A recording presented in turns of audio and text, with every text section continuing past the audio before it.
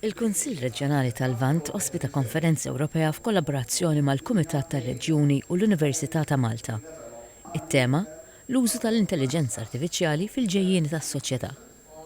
Il-konferenza trattat kif l-intelligenza artifiċjali tista' tejjeb is-sistemi edukattivi, toħloq impjiegi ġodda u tikkontribwixxi fil-ġlieda kontra t-tibdil fil-klima. Ma' TVM News, il-President tal-Kunsill Reġjonali tal-Lvant, Anthony Kirkhope, spjega l-importanza ta' din il-konferenza.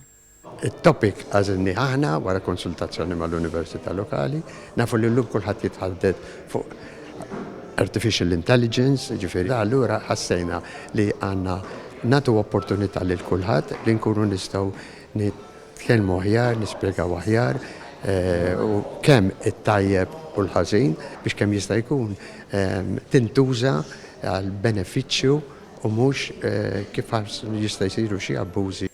Il-kap tad-Dipartiment tal-Intelligenza Artifiċjali fl-Università, Matthew Montebello, fisser din il-konferenza bħala opportunità biex jiġu proposti soluzzjonijiet konkreti bl-użu tal-intelligenza artifiċjali għal benefiċċju tal-istudenti, il-ħaddiema u l-komunità.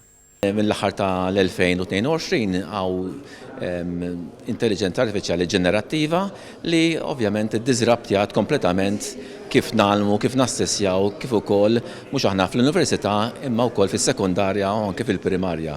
L-abbiltajiet ġodda li rridu nħadnu huma dawk li naraw xituna dawn il-generative AI engines u aħna nużawhom bħala idejat biex inkunu nistgħu nagħmlu ħsibijiet tagħna fuqhom. F'messaġġ rikordjat il-Kummissarju Ewropew għall-Ġustizzja Interġenerazzjonali, iż-żgħażagħ, il-Kultura u l-Isport Glenn Micallef qal li l-intelligenza artifiċjali qed tgħin biex jitneħħa kontenut online li qed jagħmel ħsara lin-nies. Spjega li dawn it-teknoloġiji jridu jintużaw biex iħarsu t-tfal u żgħażagħ. Tkellmu wkoll diversi sindki ta' lokalitajiet mill-Lvant ta' Malta fl-imkien ma' uffiċjali mill-Unjoni Ewropea. Il-Ministru Byron Camilleri u Clyde Caruana qalu li l-intelligenza artifiċjali hija parti importanti mill-Viżjoni Malta 2050.